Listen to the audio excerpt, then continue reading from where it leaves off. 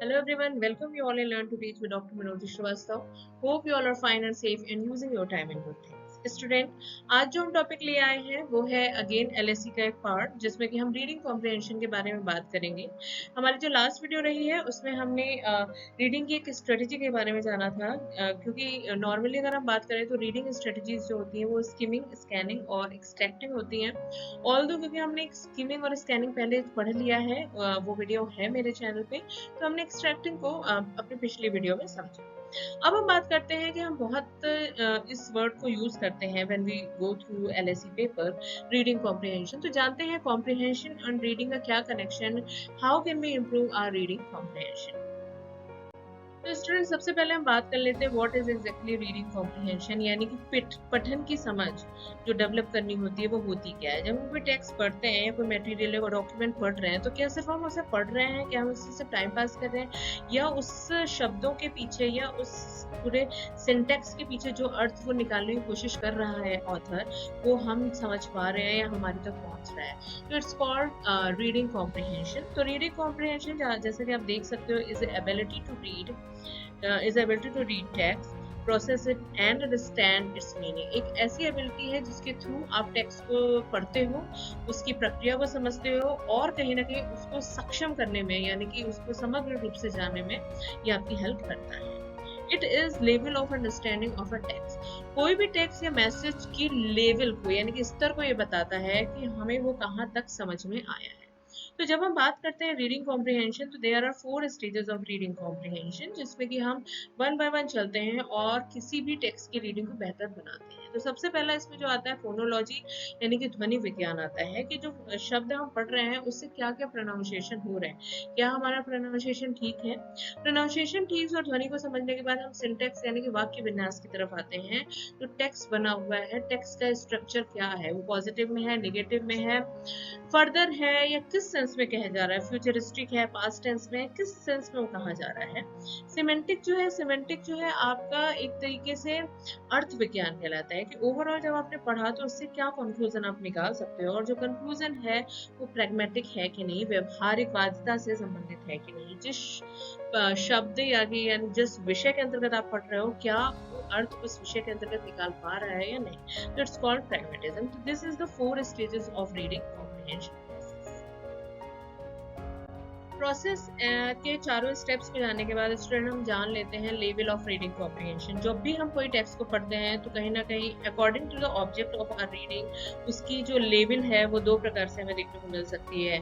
Shallow level, जिसमें कि हम ऊपरी ऊपरी चीज़ों को पढ़ते हैं और अर्थ निकालने की कोशिश करते हैं। डीप लेवल यानी कि इन डेप्थ हम जाते हैं, ज़्यादा टाइम लेते हैं, ज़्यादा कॉन्सेंट्रेट करते हैं और ज़्यादा अंडरस्टैंडिंग डेवलप करने की कोशिश करते हैं। तो बेसिकली अगर हम लेवल बात करें तो रीडिंग कॉम्प्रिहेंशन जो होता है वो 2 लेवल होती है, shallow and deep level.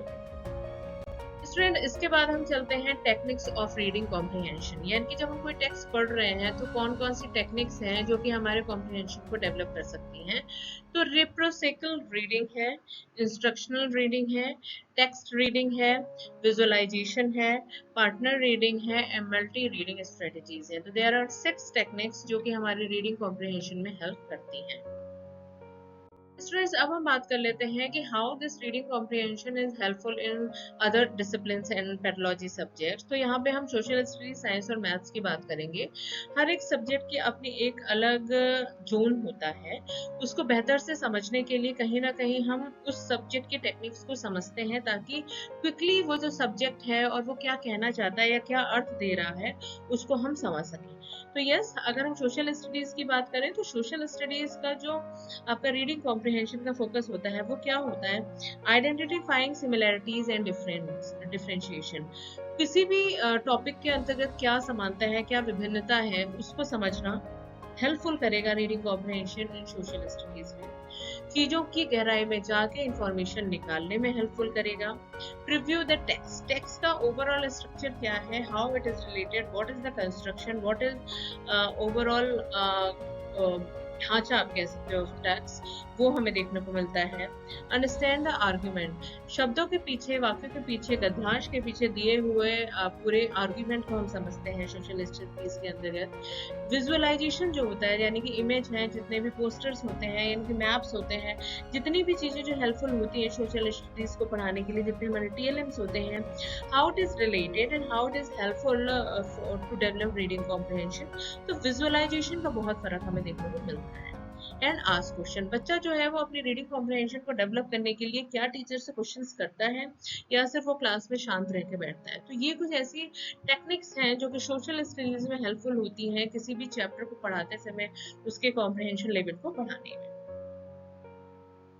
Social studies के कॉम्प्रिहेंशन लेवल को बढ़ाने के स्टेप्स को जानने के बाद अब हम जान लेते हैं कि साइंस और मैथ में हाउ इट इज हेल्पफुल। तो फॉर साइंस अगर हम बात करें, science it allow children to learn interesting fact. अब क्योंकि साइंस में बच्चा जो इंटरेस्टिंग फैक्ट को जानता है about planet and everything, space, animal and moon all, while improving there reading skill. बच्चा पढ़ता जाता है इमेजेस के थ्रू, फैक्ट्स के थ्रू, एक्सपीरियंस के थ्रू और एक्सपेरिमेंट के थ्रू वो उन फैक्ट्स को जानता है, इंटरेस्ट लेता है और उसमें वो आगे बढ़ता जाता है। अगर हम ये चाहें कि पूरी की पूरी साइंस क्लास को सिर्फ और सिर्फ एक लेक्चर के थ्रू या फिर किसी स्टोरी के थ्रू या कोई वीडियो दिखा के हम कर दें तो बच्चे में ना ही इंटरेस्ट आएगा और एग्जैक्टली जो हमारा पर्पस है उसको फैक्ट बताना वो भी वो नहीं समझ पाएगा। मैथ की बात करें तो for math subject can significantly improve their ability to analyse and solve complex problem. तो मेन पर्पस है मैथ का वो है to analyse the things. Overall हमारा जो इन्वायरमेंट है उसमें जो मैथ है वो कैसे आपकी ओवरऑल जो लाइफ है, आपकी जो डेली लाइफ है उसको बैलेंस बनाती है, कहाँ कहाँ वो हेल्पफुल होती है and how it is related with your personal life. आप अपने जीवन में उस मैथ्स को जो कि आप क्लासरूम में समझ रहे हो या सीख रहे हो वो कितना हेल्पफुल उसको हेल्प ले पा रहे हो, वो एनालिसिस कहीं ना कहीं डेवलप करती है मैथ की रीडिंग कॉम्प्रिहेंशन। एंड अगेन आपकी लाइफ में अगर कोई ऐसी प्रॉब्लम आ रही है जो कि आप मैथ के थ्रू या मैथ के सम्स के थ्रू सॉल्व कर सकते हो और वहां पे अगर आप करने में अपने आप को सक्षम पाते हो तो it's called reading comprehension of math. तो यानी कि सिर्फ और सिर्फ चीजों को समझना नहीं है, उसको प्रैक्टिकल लाइफ में जहां पे आपको दिक्कत आए वहां से दिक्कत से निकल के आपको सॉल्यूशन निकालने में जो रीडिंग कॉम्प्रिहेंशन होती है वो आपकी मदद करती है। तो student, I hope it's a very important topic for a teacher as well as for a pupil teacher of B.Ed, क्योंकि जब हम बच्चों को अपनी क्लास में पढ़ाते हैं तो हमारा पर्पस सिर्फ और सिर्फ ये नहीं होता कि आज वो अच्छा नंबर ले आए। पर्पस ये होता है कि वो अपनी लाइफ में भी एक अच्छा इंसान बने और जीवन में आने वाली समस्याओं का भी समाधान कर सके। तो उसके लिए रीडिंग कॉम्प्रिहेंशन का सहारा हमें लेना बहुत जरूरी होता है। ऑल तो हमने यहाँ पे सिर्फ 3 सब्जेक्ट्स के बारे में जाना है, social studies, science and math, लेकिन हर एक सब्जेक्ट का कॉम्प्रिहेंशन होता है और कहीं ना कहीं एक्सपीरियंस के थ्रू ये हमें कॉम्प्रिहेंशन करना आ जाता है। तो आई होप आज का जो टॉपिक था हमारा रीडिंग कॉम्प्रिहेंशन वो आपको समझ में आया होगा। स्टूडेंट, अब अपना ख्याल रखो, फैमिली वालों का ख्याल रखो और अगर आपको मेरे चैनल पे अवेलेबल वीडियो समझ में आ रही है तो प्लीज इसे लाइक करिए, शेयर करिए, ज्यादा से ज्यादा लोगों तक सब्सक्राइब करिए और शेयर करिए। फिर मिलते हैं अपने नेक्स्ट वीडियो में नेक्स्ट टॉपिक के साथ। Till then you take care yourself, bye.